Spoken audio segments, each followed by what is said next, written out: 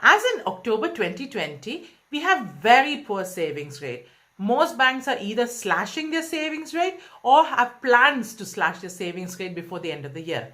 Martin Lewis thinks that the UK, like several other countries, will see negative interest rates, as in savers will have to pay the bank to save money in the bank. So what can we do as savers? In this video, I cover 5 options for you with which you can make your money work even harder. Hi, my name is Jeena and welcome to my channel. On my channel, I share lots of time and money saving tips and tricks. It's a bad time for savers. So now it's more important than ever to know the difference between savings and investing. With money saved in a bank account, the money is very secure.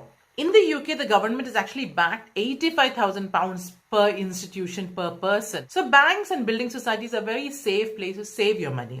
With investing, the famous tagline is, your capital is at risk. But you invest in big companies of the world, as in Amazon or Tesla or Netflix.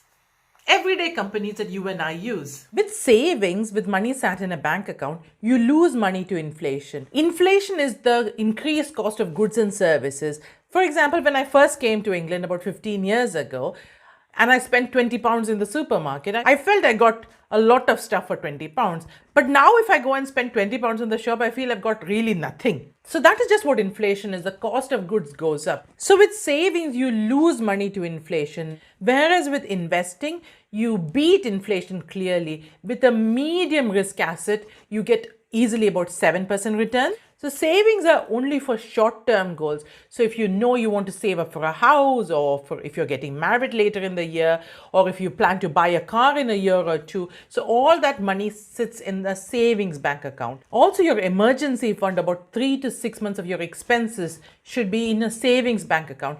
So with money sat in a savings bank account, even though it loses money to inflation, it's for the security that you will have this X amount of money untouched and very secure for when you need that money. Whereas with investments, in the short term, in stock markets can be very volatile. It can be up one day, it can be down one day. So you would not put money in the stock market that you would need for the next 3 years. So stock market investing is for a medium to a long-term goal. So over the short term, the stock market can be very volatile. But over the long term, investing in the stock market clearly beats inflation, and with a medium risk asset, you get at least 7% returns. So just to make it very clear, you should not put any money in the stock market that you will need in the next 3 years. So with a clear understanding of what is savings and what is investing, let's look at 5 options that we have for saving our money. Option number 1 is an instant savers account. The interest rate is about 0.9 or 1%. If you lock the money for a little longer, about 2 to 3 years, you get a little bit more interest, about 1.1, 1.2% interest. NSNI, the National Savings and Investments, which is the government's savings vehicle, has recently dropped its savings rate to 0.01. So it's likely that the interest rates available currently on the market will also drop in the short term. I usually look at the Martin Lewis website for the high interest rate accounts. I will put a link to this webpage in the description box below. Second option is if you're under 40 years of age and if you're planning to buy your first home, then the lifetime investment ISA is a great option. I've actually done a whole video on it, so feel free to check that out. But just to put it very briefly, with the lifetime investment ISA, the government gives you a 25% return for up to £4,000. You will not be able to match that rate anywhere. So if you're saving for a house, the lifetime investment ISA should be definitely considered. The third option, and this is what I'm currently doing, I have an offset bank account which is attached to my mortgage. So my current mortgage rate is 1.94%. So if I save, say, £10,000 in this offset bank account, the mortgage interest is knocked off this £10,000 that is sat in the offset bank account, and I can always get access to this money whenever I want. So if you have an offset bank account linked to your mortgage account, definitely consider it to put your savings. Option number 4 is a bit cheeky, it's children's savings. Children always get a higher savings rate compared to us adults. At present, as of October 2020, you get up to 2 to 3% rate of interest for up to £25,000.